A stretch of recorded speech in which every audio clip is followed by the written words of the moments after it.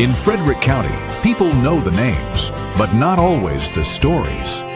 This is The Last of the Good Old Boys, hosted by Blaine Young and Billy Shreve.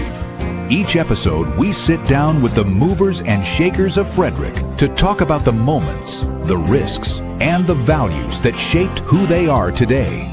No sound bites, no spin, just real stories from the people who helped build Frederick County.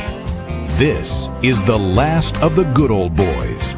This episode is a proud production of the Everything Frederick Live Podcast Network. Your home for Frederick's best podcasts, streaming daily on YouTube. Welcome to The Last of the Good Old Boys. I'm your host, Blaine Young. Joining me to the left is my co-partner, cohort, co-East Coast Billy Shreve. Billy, how you doing? Doing great, man. Back here in the Mid-Atlantic. Loving it. And our guest tonight is the one and the only Michael Kuster. Michael, how you doing? I'm great. How are you, Blaine? Back from Oregon, right? Yeah. I went all the way out to the West Coast, put my feet in the Pacific Ocean, and played some music out there for him. So, that's awesome. Yeah. We're going to jump into all that, but I tell you one thing. Day after the election. Yeah. Wow. I tell you, the show's called The Last of the Good Old Boys because in Frederick, there's, we're going to see it with some of your photos. There's all these connections and families and, people have been in Frederick and rooted in Frederick. They always know the backstory and how to connect the dots to get a hold of someone. But, I kid around and in political office, I said Chuck Jenkins was the last of the good old boys in terms of type candidates. And my goodness, did he dominate. I thought, when I went back and forth with Chuck, I said, I think you're going to win handedly, but it's going to be like 72-28. And I think it ended up being like 85-15. Yeah. I mean, that was impressive. But one of the things you've always said, Blaine, is everyone likes a good comeback story. And after Chuck went through all that, he had a comeback story, and I think people thought they had to come out for him and support him. Well, I think the comeback's going to be whether or not he pulls the general off. What I wanted to see was whether or not there was any erosion of a base of support in the Republican Party. If that election was 60-40, 65-35, people would say, oh, Chuck's got some problems here within his own party. But I think it was clear last night that he's got no problems because there's people that know Gary Morton and they're going to vote for Morton, right. But that was a pretty healthy. He did what he needed to do in that primary to roll into the general. I will tell you, But what? The percentage was higher, his percentage of the vote, but the total votes was down. Well, the vote's the vote. It's a primary. Yeah. I think Chuck does a good job and always has done a good job of maintaining contact with everyday people. And people know him. He's part of the community. And even when I was on the Central Committee with the Democratic Party and we were on pressing issues together, we've always been really good friends. We don't see eye to eye on everything, but he's a good guy. Yes. And he does the right thing. We would be out putting campaign signs out as Central Committee members, and we'd run into each other at a school and say, how many you got left? Yeah. I got this many left. Said, let's just split them up and we'll right. I'll put out half of yours, you put out half of mine. And here's the key. Save everyone's right. If you reached out to him and needed something, he'd take the call and try to help you. Oh, absolutely. He has always answered my call and tried to help me no matter what. And he'll do that for anybody. Yeah. Now, I was hoping that Tony Lawson would win the other side of that primary. Yeah. I thought it was a time for a change from Carl Bickle. Nothing against Carl. Right. But to me, that would have been an interesting race. I agree. I really thought Tony might pull more of it. Yes. That he did. Yeah. I agree. And I like Tony, and I've had him on the show. I like everything about him, and I hope that he doesn't get discouraged and seeks future political office, sheriff, whatever it may be, because it's tough to put yourself out there. Yeah. I think nobody was surprised about April Delaney beating Trone. No. Were any of you all? I wasn't. I thought it'd be tighter because they both spent so much money, but the Democrats really got behind April, and all the people that were elected and relevant were in her camp, except for a couple. Trone had some supporters too that were elected that were strong. But she had executive. more. She had more. I understand that, but It was. I didn't find any other surprises that jumped out at you guys. I mean, some people. I thought. I thought the big races were Chuck's race. Talked about that. I thought Kai Burhan's. He was out there knocking on doors every day, and he just didn't resonate. Yeah. It's an anti-growth district, and the other guy had a stronger anti-growth message. Kai Burhan's did an excellent job. I like Kai. I supported Kai. Hope he doesn't get discouraged, but when you get in those districts, it comes to more of the localized issue, and it's an anti-growth district. There are only 11 precincts in his district. Yeah. Some of those districts are small. Really? I never really paid attention, but then I thought the Holtzinger Fouché race. It was two good candidates, two very different candidates. Jeff definitely has won in the city before, so he had that huge advantage going into it. But you talk to people and like families would be like, I'm voting for her, I'm voting for him. Yeah, I didn't know how that was going to go, because she seemed to have a lot of that support for the this anti-data center stuff. But I called it when Jeff was running for mayor. I said he was the dark horse in that race, and he came out and took it. So he's got it. I wasn't surprised. I wasn't surprised that Jeff won it all, because Diane came out against data centers, and Jeff has been against it from an infrastructure standpoint on the water. Right. Yes. Right. That's the type of leader you want, that knows and says our infrastructure, and here's how and why and what needs to be done from an infrastructure point of view. Yeah.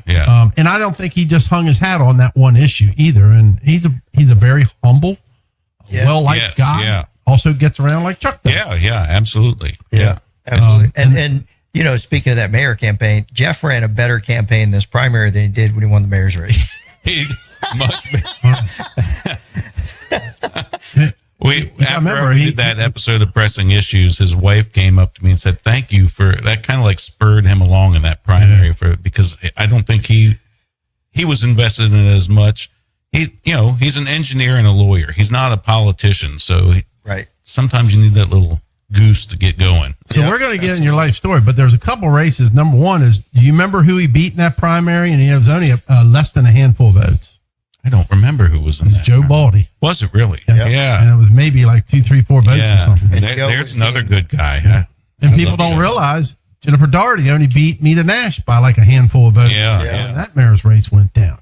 Yeah. And then, of course, I think a lot of people were surprised that my brother Brad Young did not make it through the primary. That was very surprising. Very surprising. Absolutely. I was a little concerned and worried. I didn't know how, because again, he was the target for the data centers. Right. Target number one, even though Renee Knapp was on that as co-chair. But for some reason, she remained very quiet, unassuming, and you had to pick 2 of the 4. And I think some Democrat, I think part of Renee doing well was because April Delaney did well, and a lot of women went in and voted for women. I agree. That's the only thing that I could figure out of that, because I thought either they were both going to go down or they were both going to go through. And with Brad and Renee, one of them hitting and one of them not, that's the only thing that explains that. Yeah. And I think that's true on the on the Democrat side. And I thought that might be true for the county executive race on the Republican side, but that did not play out. Yeah. So the disappointments for me was on the Republican side was Robert Ficker, even though I like the guy, I just don't think he was the best person to put forward to have a shot in the general. And I like Dan Cox a lot, but again, I think he had his chance, and I think it pretty much ensured that Wes Moore is going to get a second term unless something crazy happens. I agree. I was surprised that the Republicans went with repeating the Cox against Moore. That's just. Well, what I was hearing was, I was in the booth and I looked at everything, and I'm thinking, I love Dan, and he won big last time, so I'm going to vote for him again. He's always been a good friend. And then when it came to Ficker, I'm like, Rob's been around a long time. He's never won, and he's not going to win. He might not. He probably won't win. But I said, if he's not going to win. Don't say probably. He ain't going to win. Well, I'll give everyone a chance. No, right? well, he paid his $25. He's on slow boat to China, and it's a very slow boat. But I said, if the guy, if none of them are going to win, let's have some fun. And I think a lot of people did because Ficker is very vocal and he's out there, and it's going to be entertaining. Well, Roscoe Bartlett said it best. He celebrated his 100th birthday, but he used to get criticized by, if you all remember, a congressperson named Connie Morella. Yeah. Oh, yeah. Connie was very liberal for a Republican. Yeah. And Roscoe Bartlett said, here's what you all have to realize, because they were trying to primary her. Right. I will take a Connie Morella any day of the week over a Democrat. And you need to, now you got to remember, he's Republican. Right, right. From that viewpoint, if you all go that route and do that to her, then we will lose that seat. She is the best person to represent the views of that district. And of course, she got redistricted and moved on. But let's get started. Michael, where were you born? I was born in Washington, D.C. Holy, Really? I was not in the barn. Okay. So how did that happen? Actually, my family lived down in Montgomery County when I was born. Okay. My parents grew up in Montgomery County. Who were your parents and what did they do? My dad is John Kuster. He's a retired police officer. He worked for Montgomery County Police for maybe 35 years. Wow. My mom, she was a computer programmer down in Montgomery County, and when she had me, she became a stay-at-home mom. Nice. Yeah, so It still can be done today. People just have to make that choice. You make That's sacrifices, but it's a choice. yeah. So we lived in Montgomery County, and my dad was into horses, and we kept our horses on a farm, a friend of his, and I think my mom just got tired of traveling to go take care of the horses every day, so we bought a farm in Frederick County and moved up here, and Where at? on Ballinger Creek Pike. It was How big it was was the farm? actually what they own is about 7 acres, and then there's 10 acres across the street that they use. But it was land that Ryan Holmes was developing, and they could only get one perk on this lot. Okay. So when we came up here, we had to go to Farmbrook and go to the model house. And first of all, I'd never been that far north on 270. So Right, Place a long exists. way. where in the world are we going? How old were you I was when this 8. all went down? Well, I was probably 7 when we. Any brothers or sisters? That was a I have long 2 drive. sisters. Yeah. How old are the sisters? My one sister is 3 years younger than me, so she's 48. So you got a 7, a 4-year-old, and how? And my youngest sister is 8 years younger than me. So, okay. So I mean, they're moving the young family up. Yeah. Whole young family. Yeah. So I didn't know where we were going, and then we pulled into Farmbrook, and I thought, this isn't a farm. Where are we going? Yeah. Yeah, what kind of farm is this? Yeah. And they sent us, you go out Ballinger Creek Pike, and you can go look at the property. We went and drove in the middle of nowhere, and we bought it. Wow. There you go. And we drove into town, and we came down Jefferson Street and looking around where we're going to live, and there was nothing out Ballinger Creek. People Right. go out there now, and they think, Are you it's on a all horse this development. Yeah, there I am. Yeah, That's the farm? that is at the farm where we Okay. kept our horses before. In Montgomery. That's down off of in Brookville, I think. Yeah. Well, you're right. There wasn't much out there on Ballinger Creek. No. Every year I'd go out to the fair to the cable vision booth. Say, when are we going to get cable TV out there? And they'd look at the map and say, boy, there's 20 houses down that street. You're never going to get cable. Right. It's not I happening. mean, like Capsine Road was still like a gravel dirt road. It was, Yeah. there was nothing out there. Well, even today, where your house is down there, like you start driving out of the developed area of Ballinger, you're like, wow, this is out there. Yeah. Even today. There's nothing. So you're in Frederick County. Where'd you end up going to elementary school? Were you past elementary school when you moved up here? No, I went to South Frederick, which is now Lincoln. Okay.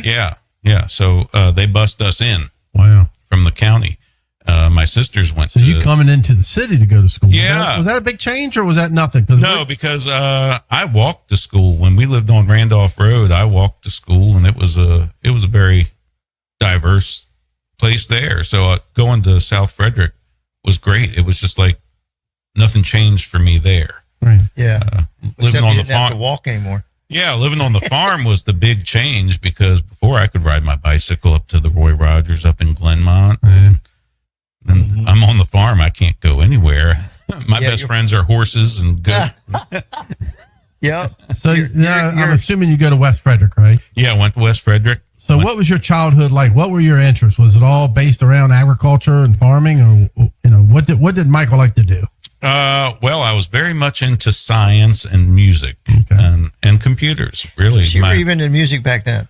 Yeah. I started playing music seriously in 4th grade. Seriously, started playing music in 4th grade. But I was in the church choir when we lived down the road. Okay. So What church down there? St. Paul's United Methodist Church down in Kensington. Okay. Yeah. And then we came up here and we went to Trinity for a while. And then when I was old enough, my friends went to church at St. Luke's in Figgyville. So that I switched to going to St. Luke's. A real country church. Yeah. I could ride my bike, or if I was lucky, mom and dad would let me ride a horse over. Cool. Yeah. So you get into Frederick High. What was like you explained a little bit about your childhood. What was like at Frederick High? What were you interested in? What were you doing? I'm sure FFA. I did FFA my last year. Okay. I was on the swim team. Nice. I was in orchestra because I played the violin. Because when I first got into music and playing music, I wanted to play the fiddle. I'd gone to my dad's best friend had a wedding, and there was a guy there called Benny Dean and the Blackjacks, and he had a fiddle player. I said, that's what I want to do. So I went to school and said, I want to play the fiddle. And they said, well, we'll teach you to play the violin. He said, well, I want to play the fiddle. Right. You got a little Charlie Daniels in you. Yeah. You got a little there. I can see it. I got a picture, I think. I saw it. Of me and Charlie. Yeah. When I met Charlie, I said, you're the reason I wanted to play the violin. He said, boy, don't blame me for that. Where'd you meet him? At the fair. I was At the fair in 92. Jim Grimes took me backstage for that. I was the 4-H king that year. And then not too long ago, he played there with Travis Tritt. Yeah. So can you play his song, The Devil Went Down to Georgia? That's a tough one. A little bit. Yeah. That's a hard song. I've done it. Yeah. But we did it not too long ago. I've got a friend of mine that plays fiddle. She comes up. She lives in Nashville, but she's come up. She's from Howard County originally. So we've done that a few times at shows, and her husband's Jamie Johnson's drummer. So wow. So after you get out of high school, what'd you do then? Well, I went to FCC, and then I went to College Park. What'd you study in? Computers, I'm assuming? No, my degree's in sociology. Wow. Yeah, and I took that. Why'd you do that? I took the ASVAB test, like we all had to, and the military said, "Oh, your skills are computers. You need to do computers." I don't want to do that. I want to work with people. Right. So that's what I studied. Sociology. Got my degree in sociology. Got out of college, and my first job outside of 4-H. You got to tell us when the wife comes into play too. Well, I started dating my wife in high school. Okay. Yeah. That was senior year we started dating. Did she play the fiddle? No, she did play the cello back Oh, really? a long time ago, but okay. she won't do that now. Wow. Okay. And we dated through college. We even at one point decided, well, we'll see other people while we're in college, and that just never really happened. So I've been with Emily since 1992. Wow. Congratulations. Yeah. Good for you. Yeah. Thank you. And, so we went to college. She went to Towson to be a nurse, and I got a job at the health department. Then, how long were you there for? What'd you do? Well, I started teaching sex ed after school. That was my sociology job, and then Seems Dr. like something I Bose, should be teaching, not you. yeah, Dr. Bose was the health officer, and he came. I remember Dr. Bose. Yeah, me he was too. a great guy. Yeah. Great guy. I loved working for Dr. Bose. He came up to me one day to my cubicle when I was in the nursing division teaching sex ed, and I did HIV testing and all that was sorts of big when things. you got into it. Yeah. And he came to me and said, somebody told me you're good with computers. And I said, yeah. And he said, well, we got this job to be in charge of computers here at the health department, and I'd like you to apply for it. I said, well, what does it pay? And he told me, sign me up. Yeah. I'm in. Better than teaching sex ed. Right.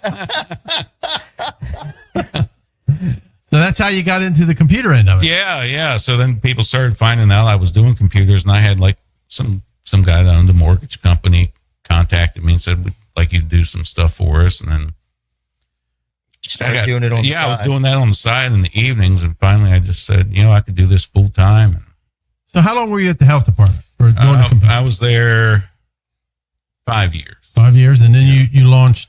Then I launched Digital Age Solutions. Digital Age Solutions, Yeah. and I remember you had a shop at a couple different places, didn't you? But one I think was over by Waters, wasn't it? Yeah. Walter and I were neighbors. Yes, yeah. that's right.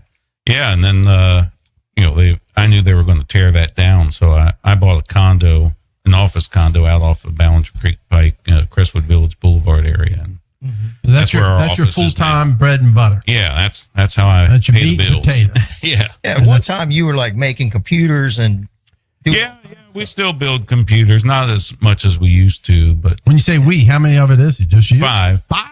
Yeah. Wow. So you're running out doing troubleshooting, all that stuff. Yeah, a lot of it now is managed service provider. So a lot of it's sitting there looking at a dashboard and you see where there are problems and where something needs to be fixed, and you can do all of it remotely. But I still go out. I was out at the fairgrounds this afternoon because they called and said something's not working, troubleshooting some fiber optic cables. So wow. So, that So keeps what you kind pretty of busy. stuff? Yeah. What kind of stuff do you do in your business, and how can they find you?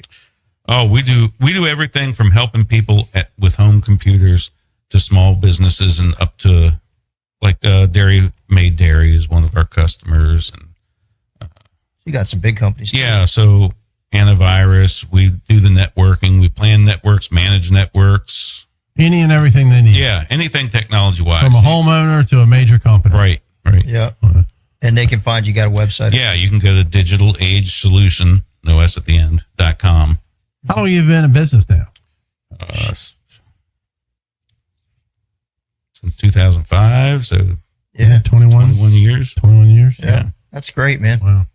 So, in your spare time, well, Yes. first of all, you got a little politics in you. Talk about the little politics in you. Well, 'Cause yeah. you got some connections. It's the last of the good old boys. Talk about them dots. Well, when I was in 4-H, I got to know a lot of people like Jimmy Grimes. And you ran And Doc 4-H or McClellan. something, right? I did run 4. Yeah. Yeah. I've done everything. Yeah. All right. You and Tim met. Yeah. So when I was in 4-H, I became interested. I like all the politicians. I like seeing what was going on. I followed politics a lot, and my degree was in sociology. So, that kind of thing interested me.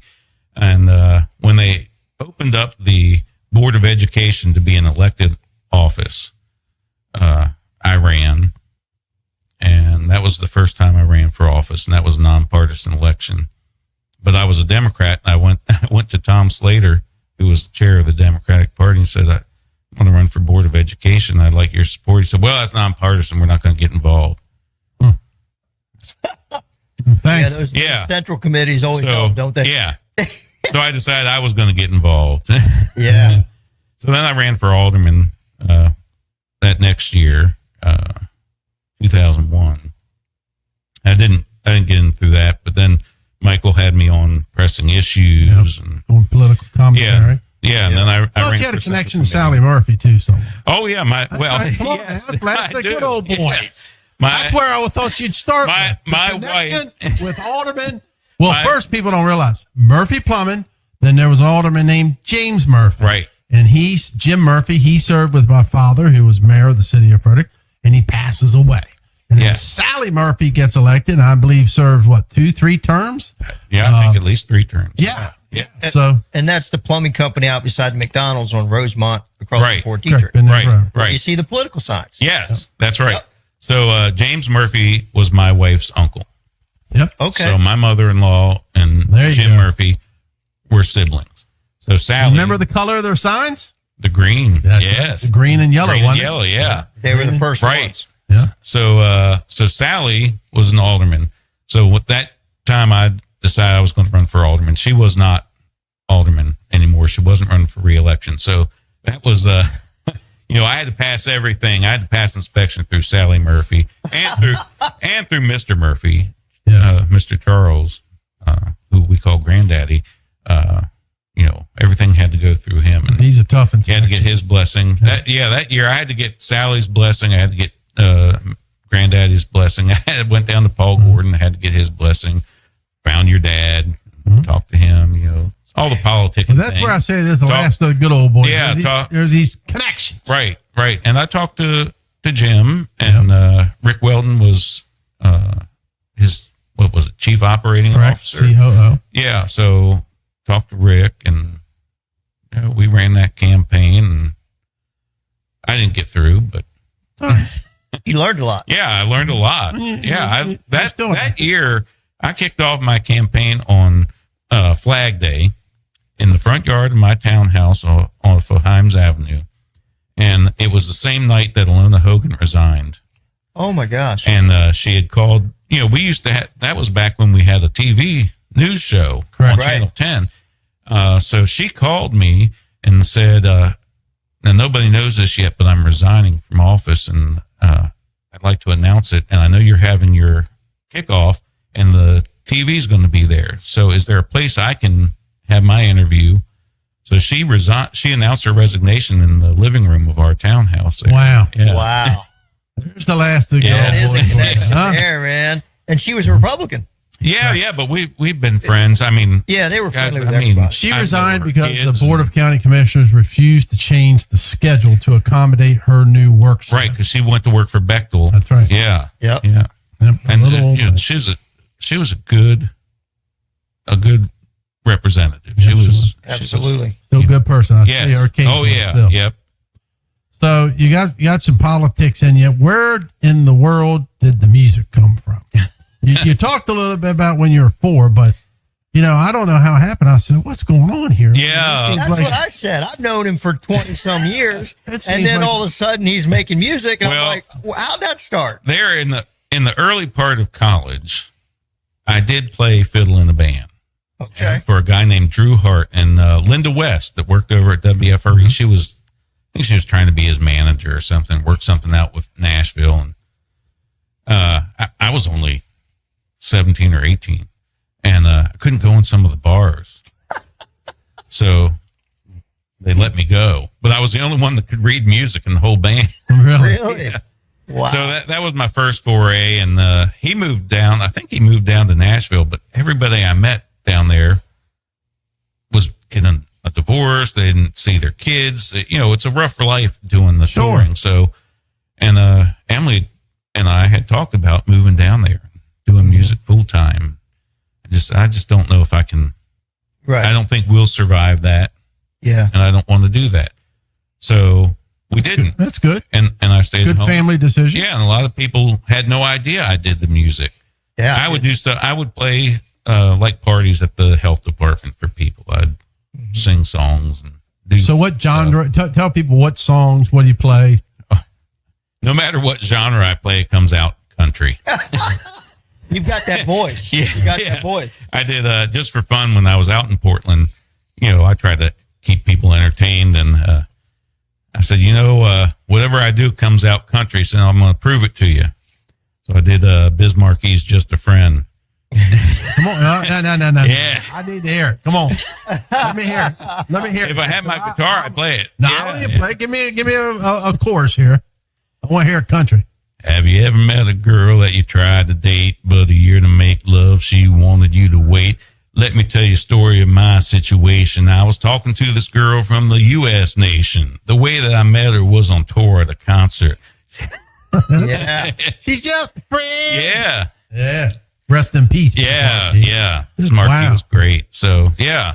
But I mean, so tell me, like, where it seems like to me, just in the past recent, I don't know if it's just picking up or It was the- notoriety. the it just revival. Yeah, So what happened? I really hadn't done anything. And when the pandemic hit, I was lucky enough. My business was essential services, so I was going to work, but you couldn't do anything. You couldn't go out and do all the stuff that you used to do. So I was sitting at home, and Emily was working on the COVID unit at the hospital, so she was separate from us, Yeah. even when she wasn't at work, because it was when it first happened. We didn't know what it was. We Right, didn't have yeah. enough supplies. It was just a nightmare.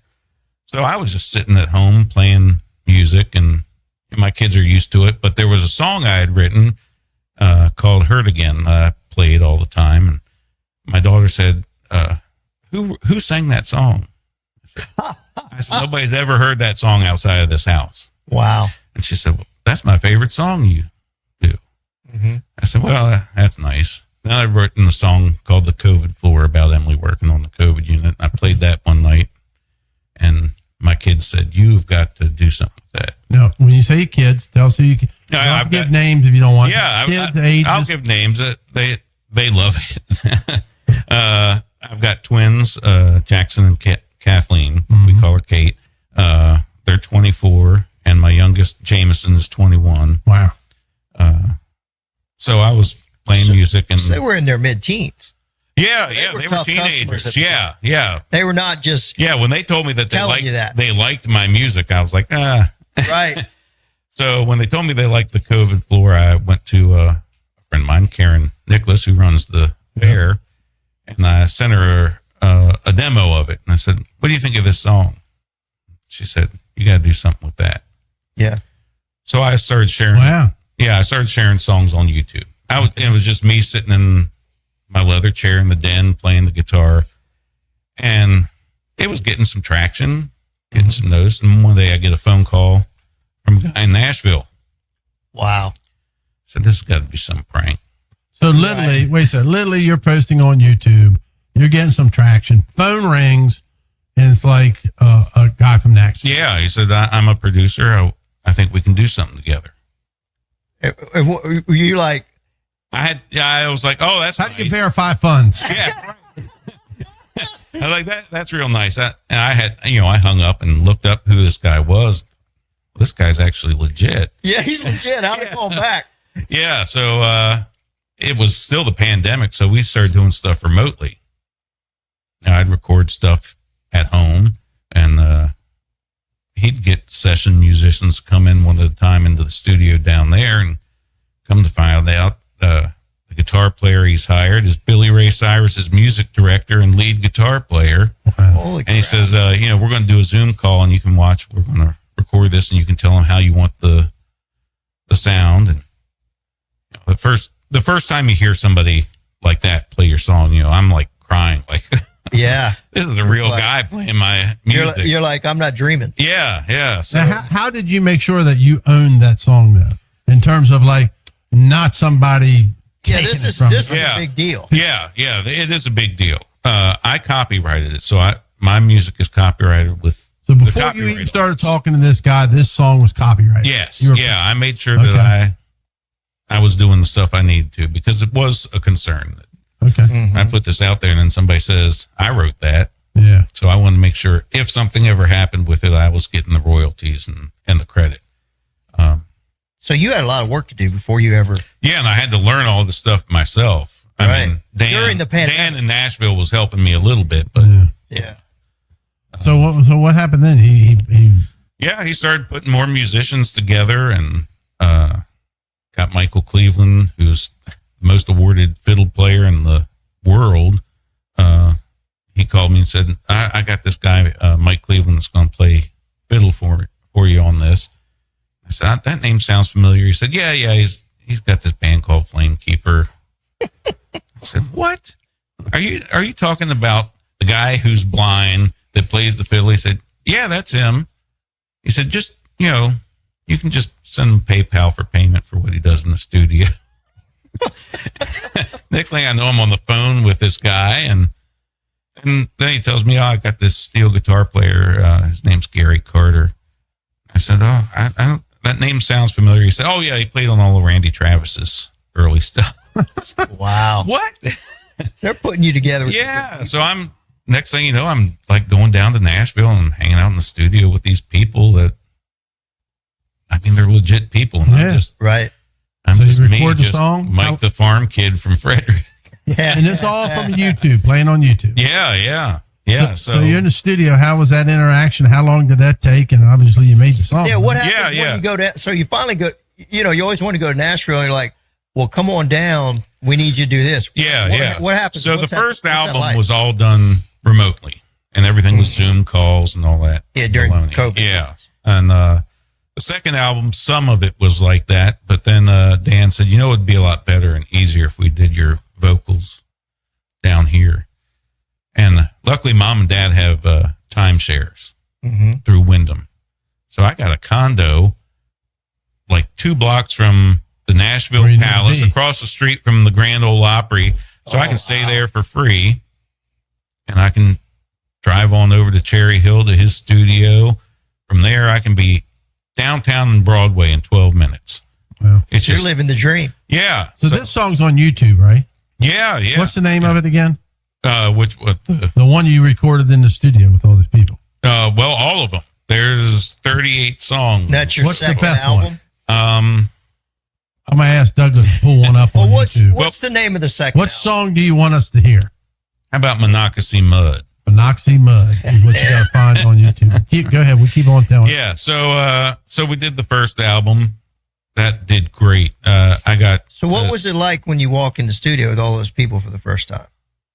Well, it's humbling, and you feel like an imposter at first, and then Yeah. what makes you not feel like an imposter is like Chris, who's Billy Ray Cyrus's music director and guitar player, will say, "I just can't figure out what you're doing here. You want me to show you?" And it's like, "Yeah, grab your guitar." And then I'm showing him a lick that You got it. Wow. I'm like, then this it's is real. insane. Why am I showing you? Like, he plays on the Grand Ole Opry. Right. Yeah. Hey, that's some serious being humble there. Yeah, as a yeah. musician. So- Play that up, Douglas. Let's hear this a little bit. What is this? Monoxy Mud. And this was part of the album 1 or 2? This album one. So see if we can get it to play. That barn there, Jimmy Grimes said, "Where's that barn?" I said, "That's in Mountaindale." He said, "I knew that was on the Murphy property." He knew where it was. Yeah, he knew exactly where it was. I can see mud squeeze between my toes as I cast out of line without a worry on my mind. Fishes are plenty in this river by my home. Naked to the knees, I can feel them swimming by. Tucked in critters serenade along the shores, singing to the rhythm of the rambling flow. There ain't nothing better in this whole wide world than talking breezes and Monocacy Mud. That's awesome. So, Better Late Than Never is the album. Yeah, that's my first album. How'd it Better Late do? Than Never. It did great. What's great? I sold a lot of copies. Like what? Got a lot of spins. I think we're close to. I really don't know. It's a lot.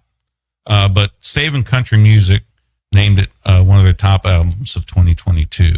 Really? Yeah. I mean, what's a lot? 10,000, 20,000? Oh no! Stream wise, it's probably closer to 1 million. What? Yeah. So when you start seeing those million? numbers, Yeah. like what was exciting? What was when you got to 100 exciting? Yeah. When you get to 10, it's exciting Yeah, because you get to Right. one. You're like, holy Yeah, shit. who knows who I am. So you're like, holy shit, I got 10. Yeah. Yeah. And then you're like, Like that song, The COVID Floor, got to 65,000 Wow. streams, and I thought, what is going on here? Like, how does anybody know that this is out there? Mm-hmm. And then that song, Monocacy Mud, is the most played song I have on Spotify. Which is And what, it blows my mind. I mean, it's thousands a week. yeah. thousands a week. Yeah. And I'm like, who? And it's not Frederick, because Spotify will show you what cities are playing your music. What's your number one most. city, you know? Yeah, it's not Frederick. It's not DC. It's not Baltimore. So these people are listening to a song called Monocacy Mud, and They don't even know where the Monocacy they've is. saved it to their playlist. But does Spotify tell you, like, are you more popular in Texas or Tennessee or Yeah, Arkansas? yeah, What's yeah. your what state are you popular in? Texas, Texas. California, Tennessee. Oh, okay. I mean, Portland. Nice. Portland is always in the top 20. I think that's why they hired me to come out to Oregon. Yeah. So how'd that work? I mean, you're over here, you're playing music, going to Nashville once in a while, Yeah, yeah. and you end up in Portland. How'd that get started? I got a message on my website from this woman that if you're ever in Portland, we'd love to have you come play.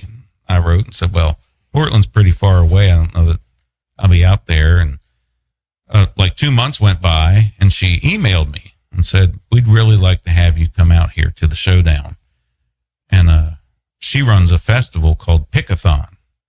So I looked it up and saw a lot of big names like Billy Strings and Big Thief, and not huge names but big names in the indie world.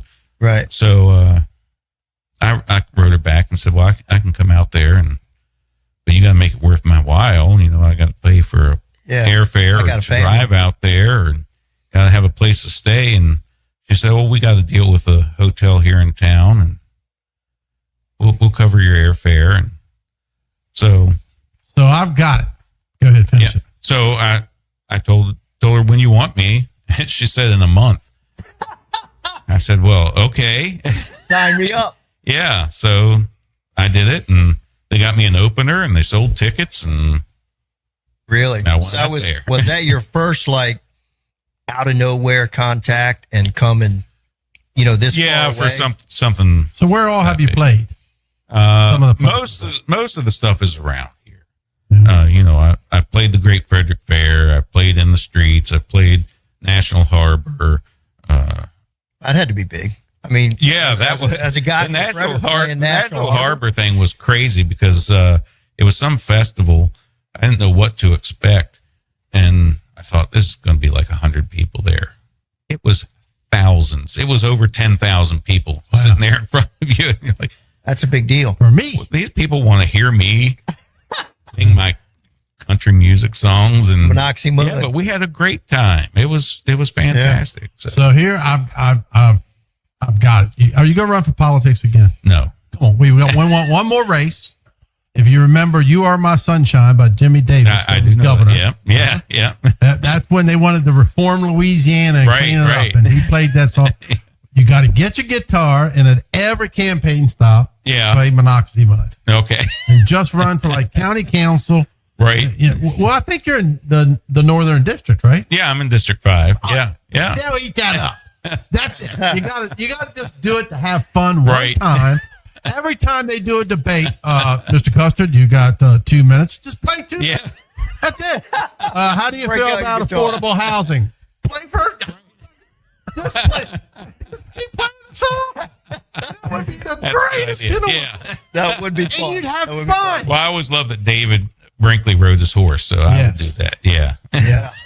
Absolutely. So, second album? What type of traction did that? The second album, it's really the second album. I don't think has done as well as far as sales, but as far as number ones on indie radio, that one's by far. I've got the most number ones off of that. And that one's when you say number one, what? So on the independent music charts. Okay. So not on Billboard, because they only count pretty much if you get into the really big stations, and those are only going to be labels, big labels. And I'm not signed to a big label. So they own the radio stations. Yeah, pretty much. It's a sealed it's a deal. different it's a different ballgame. Yeah, in the old days where you could walk in with your record and talk to a DJ and get them. Right. Sometimes that's how people got their break. If you get one major DJ to pay. If you go to WFRE and talk to the program director, Andy's going to say, well, those decisions really are made above my head. They have a list somewhere else. So all these indie stations have been great to me. The UK has been great. The United Kingdom, Great Britain, Scotland, Ireland, right? Across the sea. Yes, across the sea. Yeah, really big there. So Australia's really good to me. Australia, I've done 23-hour flight away. I've done a lot of radio interviews with Australian radio. Is that making you some do-re-mi, some cash? Yeah, it makes me some, not a lot, but you got to grow. So for all those millions, like you said, all the streams and all that. For streams, you Spotify plays 0.3 of a penny per stream. Okay, so do that. Yeah, but it'll grow over time. Yeah, that's the goal. Is keep playing it. You add it to your playlist, and every time you play it. Any labels been in contact with you at all? Yeah, I've talked to them a few times. What's that like? So you get a call from a major label. You get a call. Do you think it's another call from Nigeria? Yeah, that kind of thing. Yes, yeah. Yeah. So what's it like? Go through one of them. So you set up a meeting and you talk to the AR person. So, what's AR? It's like artist development. It's Okay. I can't remember what it stands for. Yeah. It's not accounts receivable. No. So you talk to them, and then if you get far enough with them, then they want you to talk to somebody else at the label, and they want you to use their producers. They want you to use everything for them. So It's the like being on a NASCAR team. right? The Control benefit everything. of that is they're going to upfront pay for all that stuff, Oh, wow. but they're paying for it upfront. That's right. It's They an take it off the IOU. back end. Yeah. Okay. So you give them, like, I own 100% of my music. Right. Like Kid Rock. Right. Yeah. So with the label, you're pretty much signing at least 50% over to them. Wow. So every time you get those royalty checks, 50% goes to the songwriter, 50% goes to the publisher. I'm both of those for me. Right. But the label would take that publishing or more, depending on how much they think they're going to need to get back and how quickly they need to So get you didn't back. feel the juice was worth the squeeze. Right. So, And you lose Yeah. control. right. And are they going to put It's not that? bad to lose control if you're talking about tens of millions of dollars. Right, But, but you're going to lose control over Are they 10,000. right? Are they going to put that kind of money behind? For me, a 50-year-old who's playing traditional country music, when the scene is really a 20-something-year-old that's playing modern country modern music. country. Like, WFRE has been good. They have played my music, but they're not playing it like they're playing Morgan Wallen or Right. Yeah, absolutely. They've got a rotation. They got to Right. play. They know. Until you write that song. right. Yeah. If Morgan Have you played? Wallen Have you is gone to somebody- Floyd, Virginia? I have not. You got to check that out. Yes. I've got something going on. Oh, really? Got something going on. Is this breaking news? Or like Well, I this can't is say anything to be right now. determined? Yeah. That's yeah. where our family's from. There you go. Oh, is it really? Yeah. So the Wow. Youngs, the Coxes, the Duncans all came out of Are Floyd. you gonna announce it on our podcast? Since Wait, what he's got? He's in Comes when it negotiations. comes Yeah. Yeah. So what? So what's next for you? What do you think the future? What, Well, I'm still working on this third album. That's been a really longer process than I wanted, but it requires money for studio time. That's where you want the label to put the money up front, but is your wife still working, being a nurse? she does not work anymore. So she doesn't No. work anymore. No, she's not working anymore. so your Business is wife going well? retired since you became a country music star. She retired in 23. There you go. Yeah. And that's because the business is doing good, or the business and the country music, or everything. Yeah. A little bit of A everything. little bit of everything. The That's economy good. could be better for me right now. Yeah. Yeah. Well, I think everyone's Right. getting that. Yeah. So working on the third album and keeping the business going strong and all that good Yeah. stuff. Yeah. So the third album, you think it's taking longer because you're more of a critic now? I'm You're a little a tougher on bit yourself? more of a critic. We did a lot last year. I was in Nashville a lot last year. And this year, I think I've done 2 songs down there. But I've got two more that I want to do to call it an album. But I've been releasing them as singles out to like Spotify and stuff. So all the music that I've done is out there right now. But the album's going to be called 50 because I started it when I turned 50. And I wrote a song called 50. That's been real good. Done real well. I got 2 more songs that I want to finish. And the first 2 albums came quick because I had a lot of material to go. And Yeah, you've been storing up since you were 4. you're right. So you still have a love for the Great Frederick Fair? I do. I love the Great Frederick Fair. I was just there today. So Okay, ready. So do you feel like now when you see and bump into country bands or country stars, or is there some type of connection with the people that hey, Mike, I mean, are you building some of Somewhat. those networks and friendships? And yeah, if we don't know each other, we know people that know yeah. people. So So you kind of like the Yeah. last of the good old country stars. right. Yeah. Like Because I'm sure that's the same, I know him, knows, oh, okay, he vouches for him. Yeah, he's a good guy. yeah. I mean, Still network. between Michael, there was a picture of me and Michael up there earlier that plays fiddle for me. I mean, he plays for everybody. He's a good but- fiddle player. He is the best fiddle player. He doesn't play violin. No, actually, what's really good about Mike is he plays a little bit of everything. He'll play any style music, but he plays with Billy Strings. He plays with Vince Gill. He plays with everybody. Everybody wants Mike to play on their album. Is it Vince Gill that plays at that supper club down there in Nashville? He goes in with a local band and just plays. He might. He plays with the Eagles a lot, but he did. I mean, you can see Vince is a down to earth guy. Yeah. So you met him?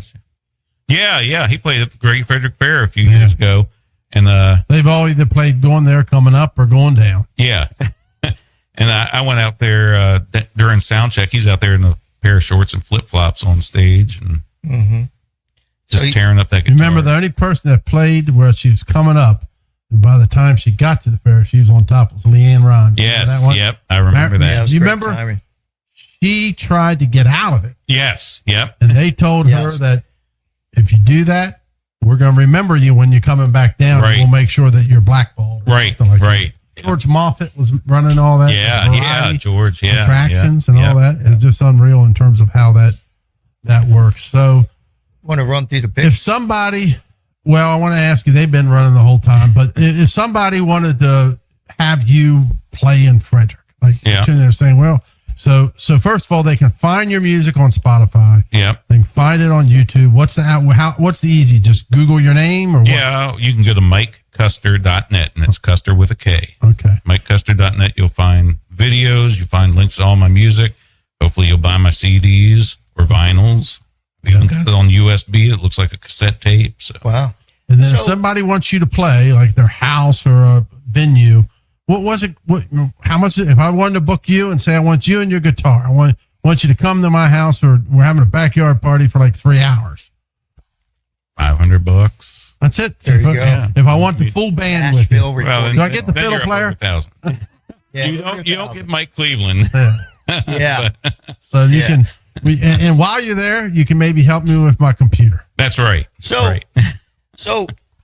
are you making videos to go along with your songs? Some of them, yeah. I think on my website there's 7 or 8 music videos. Is that another process altogether? Yeah, I mean, I'm cheap, so my daughter and I do a lot of those ourselves. That's what people You're doing like the Blair Witch. Right. Blair Witch production. Yeah. There you go. Gotta get that one. It's what? Go ahead. Sorry. I was going to say, whatever you're doing is working, right? Yeah, I think so. Yeah. Okay. So what else do you want to say before we take a break here and we get Jeff Holtzinger on here to kind of wrap up the show? Well, come out, buy my music. Come out and see me at the Walkersville Carnival on July 3rd. Wow. We're going to celebrate the nation's 250th, and I've got a whole set list of patriotic country music songs mixed with some of my songs. We're going to have a good old time. 6 to 10. Give the websites again. MikeKuster.net. Okay. And if they need DigitalSolution.com. So I heard you're working on a collaboration that came up just late last night. Oh, yeah? Yeah, you're going to make a Holtzinger theme song. Jeff Holtzinger theme song. Yeah. I'm going to call it the Dark Horse. There you go. Hey, I think you got something there. I think you got to start. Yeah. All right. Well, I think. Yeah. All right, we're going to take a quick break. Mike, I want to thank you very much for being on the last of the Good Old Boys. We'll be right back with more, and we'll talk to Jeff Holtzinger, who is going to be the Republican candidate for county executive as he marches on in Jeff Holtzinger fashion to the general election. We'll be right back with more. Sponsored by A&S Construction is a local and award-winning woman and minority-owned business located right here in Frederick, servicing Frederick County and surrounding areas. A&S Construction specialize in roofing and siding, windows, and gutters, and they can even build you a new patio or deck. Call 301-703-2157 or email info@ansconstruction.net. You can get $750 off any roof or siding replacement or $50 off any roof repairs. Just tell Sandra that Danny sent you. Sponsored by Taco Bar in Frederick and Gaithersburg and Taquito in Hagerstown. Taco Bar is in West Point Plaza, off Route 40 in Frederick, and at 3 Russell Avenue in Gaithersburg. And Taquito is at 812 Frederick Street in Hagerstown. Taquito offers the same great quality food with a drive-through experience. TacoBar1.com or Taquito by TacoBar.com. Welcome back to the last of Good Old Boys. I'm your host, Blaine Young. To my left is Billy Shreve, and to the right is Jeff Holtzinger. Congratulations. I know they got some mail-ins to count, but I don't see where there's enough that it's going to. Generally, everything follows unless there's something dramatic that happened that would have changed that philosophy of voting. So do you even know how many mail-ins are left? I don't. I think it's around 6. I don't know how many are left, but there was like 6,000 total or something on the Republican side. About okay, I heard like 11,000. I get must have been Democrat side. Yeah. Or I could be wrong. Well, I would think the Democrat side was probably a little heavier because of the Trone Delaney, driving that amount. But you could also, it was whatever was postmarked by 8:00 last night. So what do you think, Jeff? I think if it holds, now I got to really, it's the big mountain to climb. I got to definitely a Davy versus Goliath situation, but I have thoughts on what I've got to do and who I got to appeal to get the victory. Any surprises out there talking to people? I know you've been door knocking. Well, I mean, first of all, let's back up again. You're how long you been in Frederick now? Pretty much my whole life. Your entire life. Went to TJ, University of Maryland, engineer, lawyer, all that good stuff. Former served as mayor. Very involved in the community. We talked about that the last time you were here. It was no shock to me, and I don't mean that as a negative to Diane Fouché, because I know her, I like her. I do too. I really have a great deal of respect for her. She's a class act. Yeah. But I mean, people asked me and I said, Holtzinger's going to be the nominee. What did you think going into election day? I be honest, I had no idea. I thought she did a good job, better job than I did with social media. I got to get better with that. I really had no idea. And I do think, I thought it was a pretty evenly split vote. So, and that didn't surprise me. So like 56-44 your way, I think. Yeah, but the percentages to me are misleading because the numbers, it's a smaller number. The numbers aren't that. There's not a whole lot of, a huge number between us. And so but that didn't surprise me because she was a good candidate. Now, I was talking to Mike Kuster earlier, and I want to make sure that I articulate this correctly.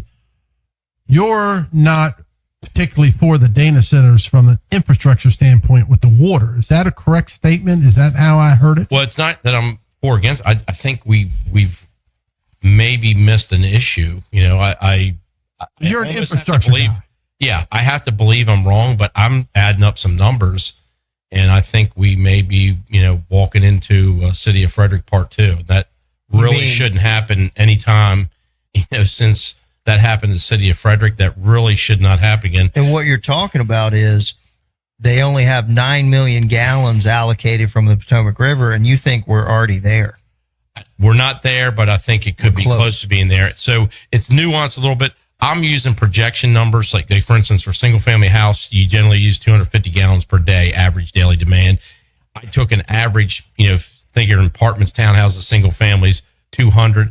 If I figured I looked up something, there's 91,000 houses in the county outside municipalities. If you assume 40% of those were on public water, multiply that by 200 gallons per day, it's a pretty big number. Now, what they're seeing at the plant may be different, but I also think you got to be real careful getting away from standard numbers. Those numbers are generally accepted. 250 is generally accepted, and I even took it down. Plus, I don't have any idea what the current draw is from non-residential uses, and I didn't put any water in for the data center there. But your brother told me they've gotten allocated 1.1. So I think someone needs to have their eye on the ball, and that, there's some other things that we've got to look at. So I just think we need to be real careful. Another concern I have is the technology changes so rapidly. do we build up these huge budgets? Again, I may be wrong, but if we build up these huge budgets, particularly with FCPS, which as you guys know, you can't bring them back down. Then what happens to the rest of the county? Yeah. But so you're looking at it from a completely different. And what I'm trying, I saw the juices get going like you're on the football field again. Yeah. I mean, the juices get going with you when you're talking about that infrastructure. You're talking about water capacity, sewer capacity. You're talking about traffic engineering, all that type of stuff. The numbers. But that's where you live and breathe and get excited. Well, right? and I think as an engineer, right. And it's not glamorous stuff, but everybody wants good quality of life. And to me, without having a little more of a mile high view, when we're looking at, we got to look at what, we have development plan, then we really got to be looking mile high. How are we going to handle all these things? Not just water and sewer, but the traffic. Are we picking good school sites? Are we, I know we're not picking good school I know sites. SCPS is a little bit of a disadvantage because the people on the other side of the table are generally much better at that. They're the developers, but you could pick a bad school site. Next thing you know, you just cost the taxpayers a couple $1 million. Look at Oakdale High School. Yeah. Look at the retaining walls that are eventually going to fall down. And I'll tell you right now, Butterfly Ridge, I moved that up. I had them move that site up front. That was in a hole back by 70. They would have had to. There was no way they were going to gravity sewer that. They would have had to pump station that. So that adds a bunch of costs. Then the access road with that development not there, or if they had to wait for that development to get back there, they would have been years before they could do it. And I warned them of that when I was assistant city engineer, and it's like it bounces right off their head. Yeah, and people forget that you were the assistant city engineer during the water crisis. So you've been through all this. Yeah, I was there, and then I became the city engineer. Right. So I started out. Yeah, and so the numbers, how government works, and what you got to look at to make things right. Right, and I just don't want to see them make mistakes. So not only does that, you got the folks in Adamstown or next to the data center are concerned about the impact on them. But what if you allow someone to make a huge investment, and they think they're bringing in a development, and they say, "Oh, gee, we don't have any water for you." That's that, and that's not something. Two sides of the coin. You don't want to also bring someone in and misrepresent their investment and say, "Yeah, you're right, we don't have water for you." Or So just on both sides of things, it's just not good. So, I could be wrong, but I'm not finding anything where I'm that far off. So what about from the perspective of how you look at things with the legal eye? Because you're an attorney also. So, you look over those agreements. Yeah. I would. Yeah. I'd look over agreement. And so speaking of two agreements, the city of Frederick has the agreement. That's why right away, Billy's at 9. The city's permit off the withdrawal permit right now, the county, off the Potomac is 16 million gallons a day, average daily. The city gets 5. I think Fort Detrick gets 2. So that's where Billy comes up with 9. And so it's just, you've got to look at those things. And I don't think you can't tell the city, gee, we're not going to honor our agreement. You can't tell Fort Detrick that. Right. And everyone needs water. Right. And we're going to be in competition with Montgomery County and Northern Virginia for any additional allocations off of the Potomac. And the folks that regulate the Potomac are starting to raise issues about maintaining adequate flow. So you got to have your ducks in a row before you make deals like that. You got to know that you need the ducks. Yeah. Right. You got to know what the ducks are. That's right. And aren't a lot of people know that. And I would tell you, I don't know what your point of view is, but I would tell you any candidate that's running in Frederick County right now would not be wise to take developer money or PAC money. That's my opinion. I think that what we saw. They're not giving me any. They're not going to give me any anyway. So. No, they will. They're not lining up, are they? No, they will. They absolutely will. They absolutely will. Now, the question is whether they're going to give your opponent and whether they're going to give you, because it's called covering your bets. Yeah. But what I mean, you might get, you're going to get something. Okay. It's called making, that's called doing business. Yeah. No, I understand. It's just no different. Our president of the United States, Donald Trump, cut a lot of checks to a lot of people, Democrat and Republicans.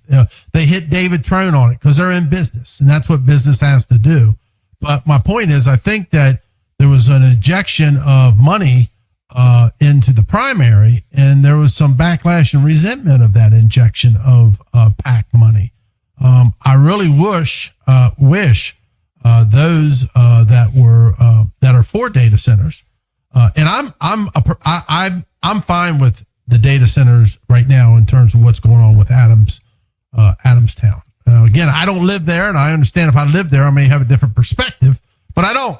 And I do see the windfall. Now, I do have a concern if the infrastructure doesn't meet the needs, but I wish they would tell the story of what the impact would be long term. Like you said, how long will that money last? And because if not, the school board's going to, you throw $100 million at the school board, and all of a sudden you can't go back the next year and say, hey, we only got half. Right. And then who are you laying off at the county? Correct. Right. So, it's just, I wish they would talk about the value and the benefits.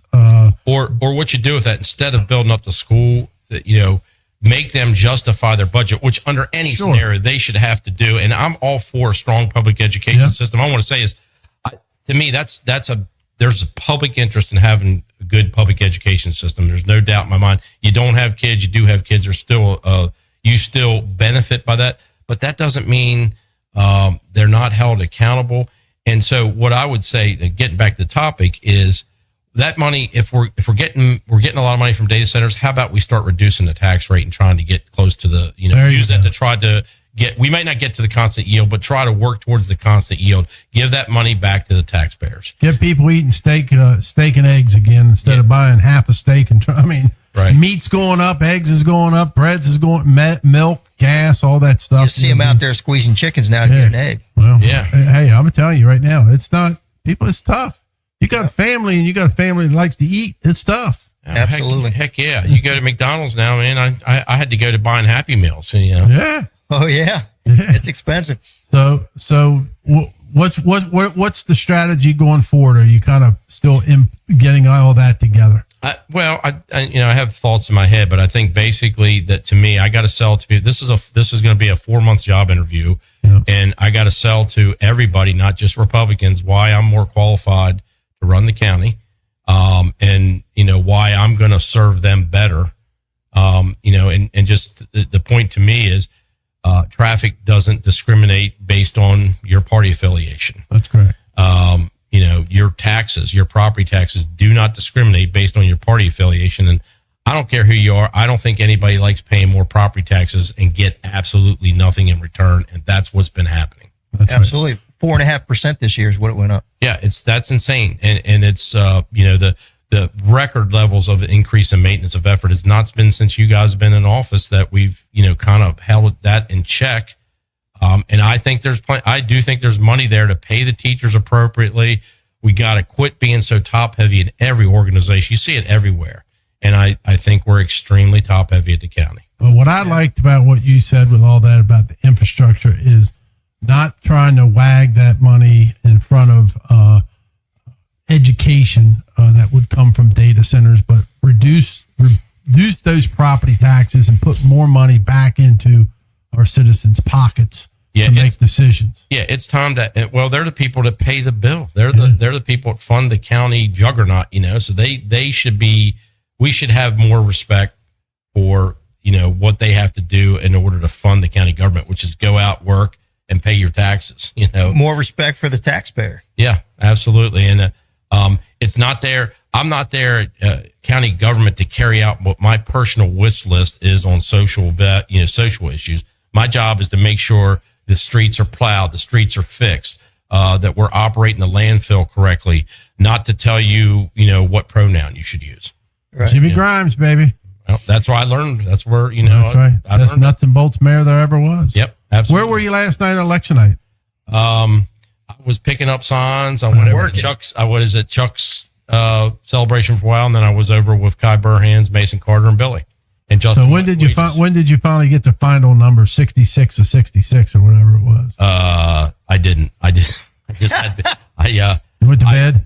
Yeah. Those you guys were because there. one time when you ran for mayor, you didn't even know you won for mayor. Wasn't it somebody running down the street because your phone had died? He was walking down the street, and I saw him and I said, "Hey, you going up to this Republican thing?" And he's like, "Yeah." And I said, "Well, have you seen any numbers yet?" And then I told him where he was going.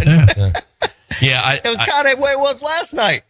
Yeah, he was out picking up signs, and we had the numbers. It was like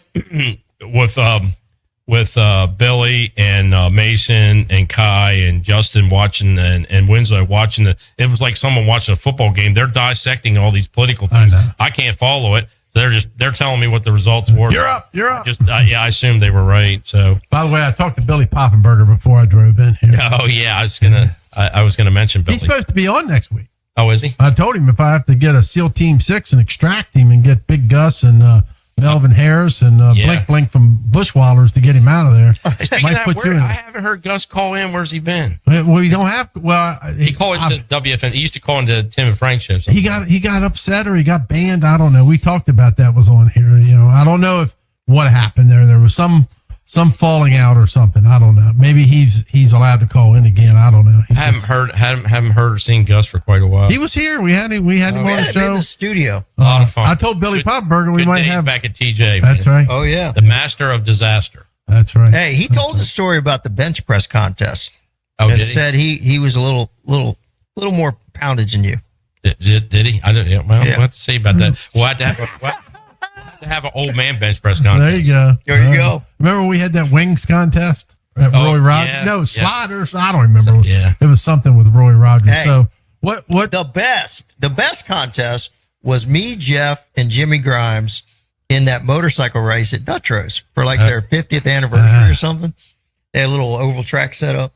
That's good. But what I'll pledge right now, if I become county executive, I will not have a chicken gate part 2. No chicken gate part 2. I'll cover it up better anyway. All right. So where can people find more information, Jeff?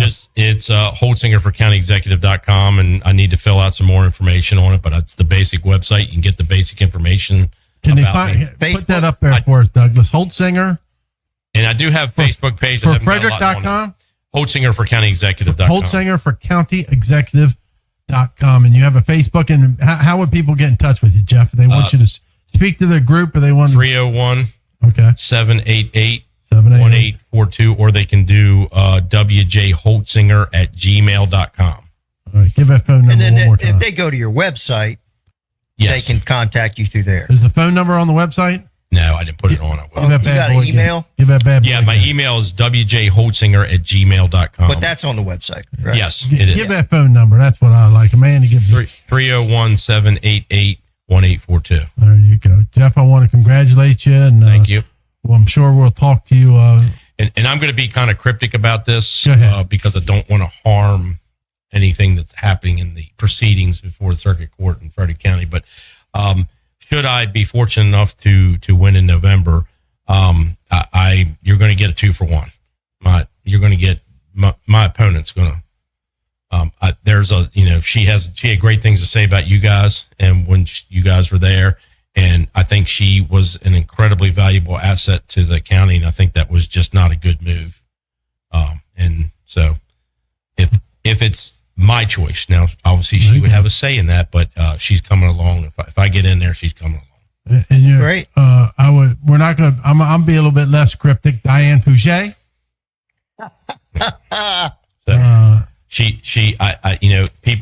People that I know that work there have a very high opinion of her. She was good at her job. She has a lot of integrity. We met maybe a month and a half before she decided to run, and we were going to talk for 15, 20 minutes, something. We ended up talking for 2 hours. So we hit it off pretty well. So good. You hit it off with everybody. Well, I have a lot of respect for her. And I know, but I don't know of anybody that's you get along with everybody. I tried to. Well, that's good. And you also respect people's But Kai doesn't like me. Why? Oh, is that true? I try. Kai, hey, who does he like? Yeah. Who does he like? The battle of the Kai. I can even get along with Kai. There you go. Yeah. All right, Jeff. Thank you very much for swinging by. And this wraps up another episode of the Last Good Old Boys. I'm your host, Blaine Young. To the left is East Coast Billy Shreve. Douglas, thank you for all you do in terms of facilitating everything. And next week, we're going to be talking to King Coffee. Y'all remember King Coffee, don't you? From Frederick County. He was involved in county government for a long time. Then over there at FMH.